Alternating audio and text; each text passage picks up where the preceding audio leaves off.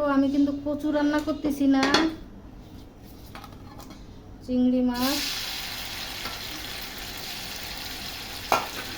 চিংড়ি মাছটা ভাজবো না, তো কাঁচামরিচ দিলাম, একটু পেঁয়াজ দিলাম,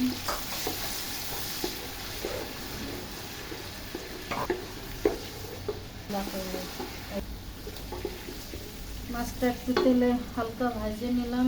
আলুটা দিয়ে দিই, লবণ, হলুদ, মরিচ,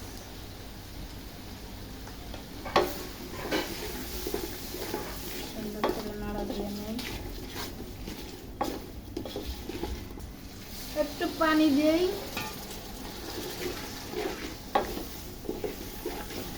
হালকা একটু পানি দিয়ে নিছি। শসাটা ঢেলে দিলাম,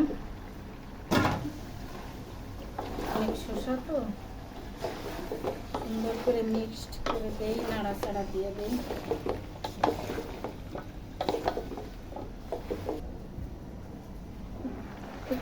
একটু নাড়া দিয়ে দেই।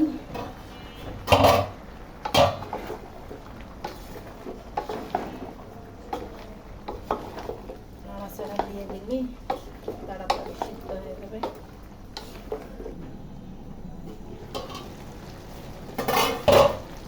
একটু নাড়া দিয়ে আমি ভালোভাবে, ভালো করে নাড়া দিচ্ছি।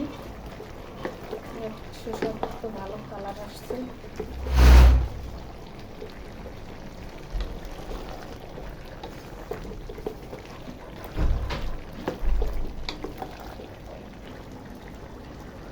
ঝোলের পানি দিয়ে দিলাম,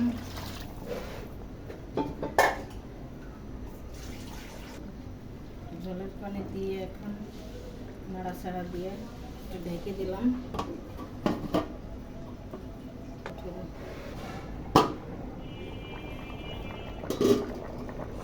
শসার তরকারি হয়ে গেছে, মশলাটা দিয়ে দিলাম।